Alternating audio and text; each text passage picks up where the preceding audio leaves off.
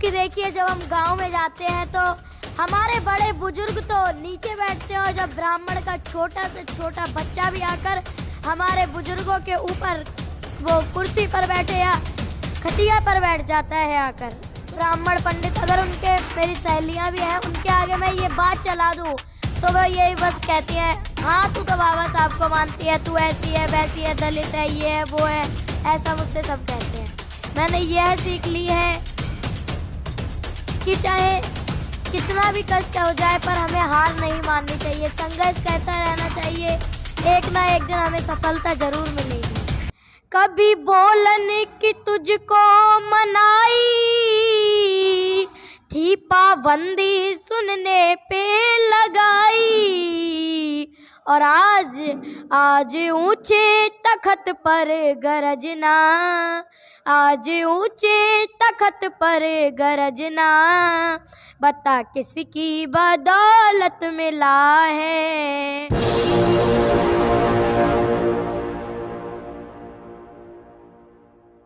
नमस्कार, आप देख रहे हैं एनबी न्यूज़ 24x7 नीलम बोध के साथ। और आज हम महाकनिष्क बौद्ध विहार में जो कि सुल्तानपुरी में, और यहाँ पर माता रमाबाई की जयंती का कार्यक्रम बहुत ही धूमधाम से सेलिब्रेट किया गया। और उसके पीछे एक बहुत बड़ा कारण है क्योंकि माता रमाबाई ने जिस तरह से संघर्ष किया और जिस तरह से उनका त्याग रहा, क्योंकि उन्हें त्याग की मूर्ति भी कहा जाता है, तो उसके पीछे साफ साफ कारण है।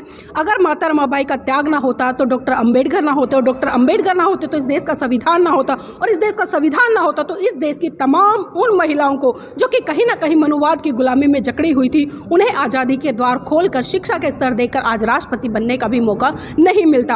अक्सर हम देखते हैं कि कहीं ना कहीं मंचों पर जो छोटे बच्चे हैं वो बोलने में बहुत ज़्यादा कतराते हैं, एजिटेशन फील करते हैं। लेकिन आज हमारे साथ में एक ऐसी बिटिया है जिसे मैं इंट्रोड्यूस कराऊंगी, जिसने बहुत ही दमदारी से अपना वक्तव्य रखा, और वक्तव्य रखने के साथ साथ में उसने एक आग्रह भी किया कि जिस तरह से देश में हालात पनप रहे, और खासकर जो रामचरितमानस को लेकर आए दिन विवाद छिड़ा हुआ है, हम देख रहे हैं कि लगातार जो जागरूक लोग हैं रामचरितमानस को बहुत बड़े स्तर पर प्रचारित कर रहे हैं, लेकिन बहुत सारे लोग ऐसे भी हैं जो तथाकथित अपने आप को हिंदू कहते हैं, और कहीं ना कहीं वो ये कहते नजर आ रहे हैं कि इन लोगों ने हमारे धर्म शास्त्रों का अपमान किया है, हमारी भावनाएं आहत की हैं। तो इसी विषय पर चर्चा करने के लिए मेरे साथ में एक प्यारी सी गुड़िया है। बेटा नाम क्या है? अंतरा बौद्ध। अंतरा बौद्ध, कौन सी कक्षा में पढ़ते हो? 7वीं कक्षा में। आपकी उम्र क्या है? 12 वर्ष।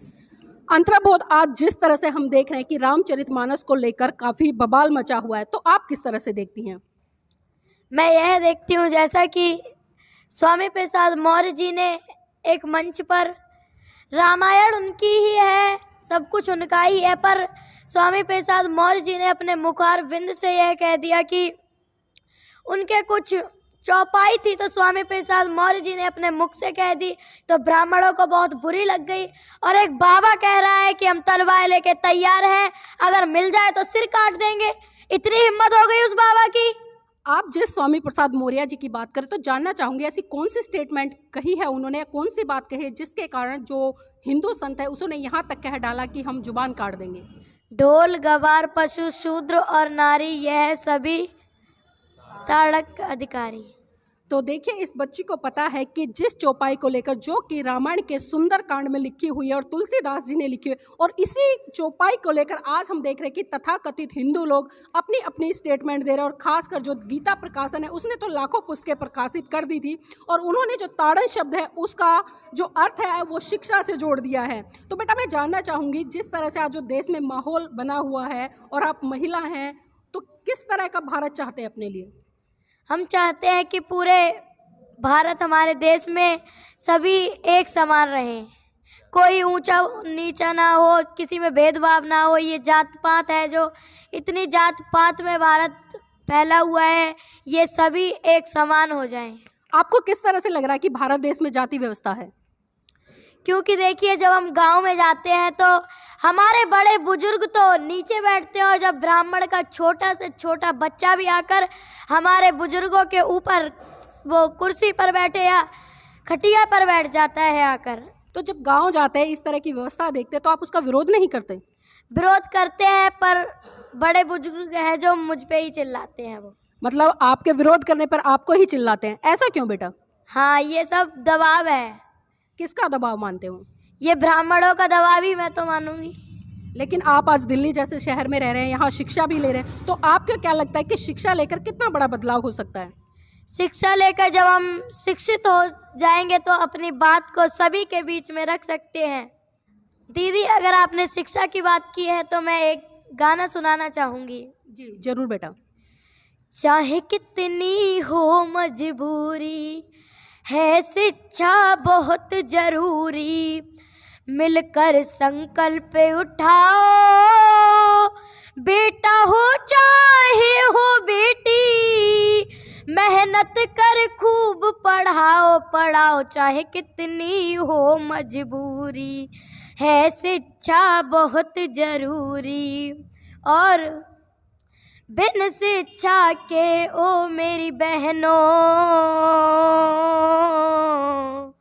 बिन शिक्षा के ओ मेरे भैया, रहते काम अधूरे। शिक्षा से सब हो जाते हैं सुख साधन ही पूरे, हाँ पूरे, हाँ पूरे। सभी ही बुद्ध शरण में आओ, सभी ही देश के हित में आओ, दुख को और घटाओ घटाओ। चाहे कितनी हो मजबूरी, है शिक्षा बहुत जरूरी। शिक्षा वह सैनिक का दूध है, जो भी पिएगा वही दाढ़ेगा। और शिक्षा ऐसी चाबी है जिसके द्वारा बंद भाग के दरवाजे भी खोले जा सकते हैं, ऐसा बाबा साहब ने कहा है। जी, तो देखिए कितना सुंदर गीत और बिल्कुल एक बहुत अच्छा संदेश दिया है कि चाहे कितनी भी मजबूरियां हों लेकिन शिक्षा बहुत ज़रूरी है, क्योंकि शिक्षा एक पशु को भी इंसान बना सकती है अगर वो शिक्षित हो जाता है। तो इसी कड़ी में बिटिया से हम और भी चर्चा करना चाहेंगे। बेटा, आज आप शिक्षा ले रही हैं, महिला हैं, तो क्या सोचती हैं कि अपने जैसी बेटियों को तैयार करेंगी और उनको भी जो शिक्षा के आजमाइने आपने बताए हैं इस गीत के माध्यम से वो बताने का काम करेंगी?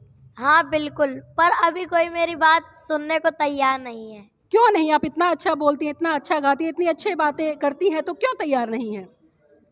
इसका कारण तो मुझे नहीं पता, पर मैं जब उन्हें समझाती हूँ तो वो कोई मेरी दोस्त हैं और भी लोग हैं, कोई समझता ही नहीं है अभी बात को। तो जो आपकी क्लासमेट है, आप कक्षा में कभी इस तरह की बातें करती हैं या किसी तरह से आपको जो जातीय भेदभाव है वो देखने को मिलता है स्कूल में? हाँ बिल्कुल।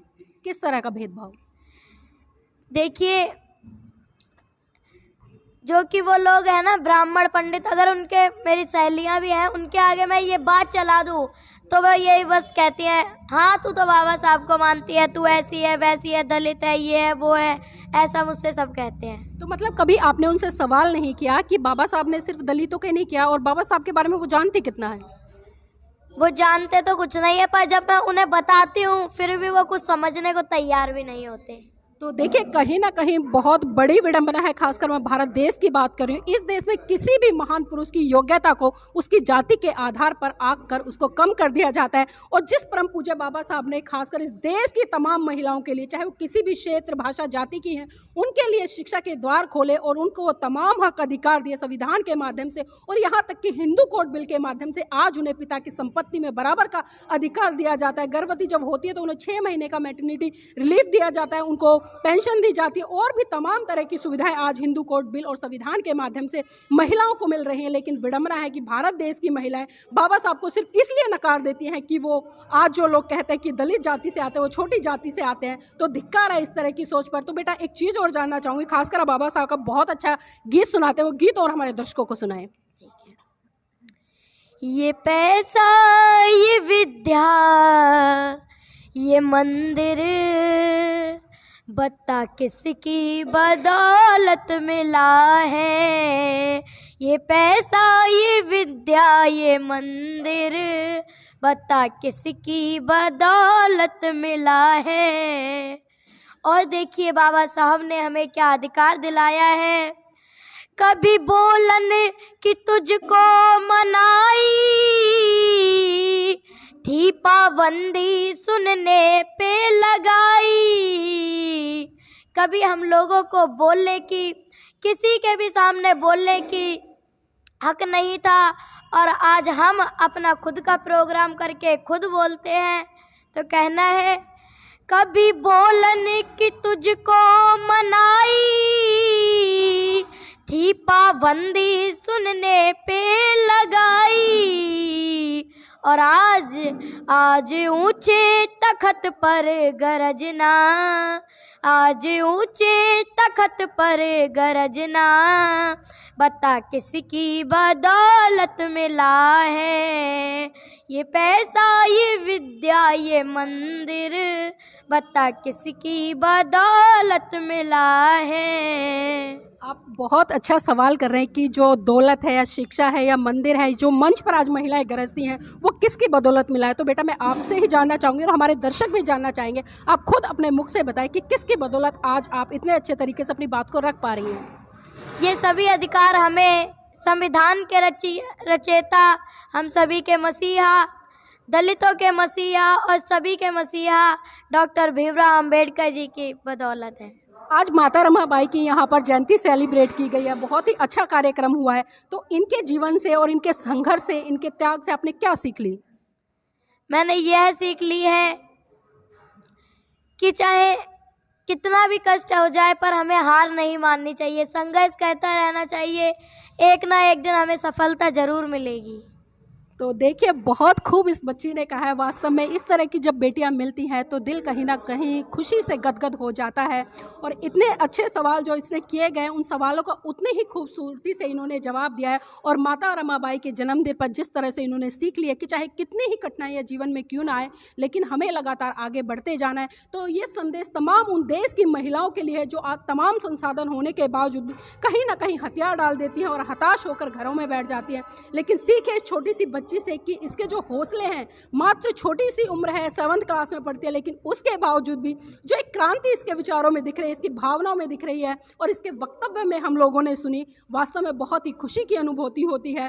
तो इस जैसी बिटियाओं से आप सीखिए और अपने महान पुरुषों की विचारधारा को पढ़कर सही रूप में उसको प्रचारित और प्रसारित करने का काम कीजिए, तभी हम अपने महान पुरुषों को जिंदा रख पाएंगे। वरना तो इस देश में तमाम ऐसे लोग पैदा हुए जिन्होंने किसी न किसी क्षेत्र में काम किया, लेकिन उनके समाज के लोगों ने आज उन्हें भुला दिया। तो आज विडंबना है कि वो लोग कहीं ना कहीं इतिहास के पन्नों में दबकर रह गए। लेकिन कुछ चमकते हीरे ऐसे हैं जिसको आज पूरा भारत देश लेकर चल रहा है। और अगर मैं राजनीतिक स्तर पर बात करूं तो आज राजनीतिक स्तर पर एक ऐसा चमकता हुआ हीरा जिसका नाम है परम पूज्य बाबा साहब, जिन्हें बोधिसत्व कहें, दुनिया का सूरज कहें, ज्ञान का प्रतीक कहें, भारत रत्न कहें, तमाम ऐसी उपाधियों से नवाजा गया है जिनको आज राजनीतिक पार्टियां लेकर चल रही हैं। तो बनना है तो परम पूज्य बाबा साहब जैसा बनिए, वरना तो धूल की मिट्टी के बराबर आप सभी धूल में मिल जाएंगे और अपने अस्तित्व को खत्म कर देंगे। और इसी कड़ी में जो इस देश की तमाम वीरांगनाएं रही जिन्होंने कहीं ना कहीं अपने समर्पण के कारण उन पुरुषों को आगे बढ़ाया। और अक्सर हम शुरू से पढ़ते आए हैं कि किसी न किसी पुरुष को महान पुरुष बनाने में उस घर की महिलाओं का हाथ होता है। चाहे मैं सावित्रीबाई फुले की बात करूं, फातिमा शेख की बात करूं, या फिर मैं आज जिस तरह से माता रमाबाई की जयंती सेलिब्रेट की है उनकी बात करूं। अगर माता रमाबाई त्याग की मूर्ति ना होती तो परम पूज्य बाबा साहब नहीं बनते। तो साथियों, इस वीडियो को ज़्यादा से ज़्यादा लाइक कीजिए, शेयर कीजिए। अगर इस बिटिया की बातों से आप संतुष्ट हैं तो इसके हौसले के लिए मैं चाहूँगी कि आप इसको जितने भी बहुजन समाज के तमाम कार्यक्रम होते हैं उनमें इन्वाइट करें, ताकि इस तरह की बेटियों की योग्यताओं को देखकर समाज के और भी बच्चे आगे बढ़ें।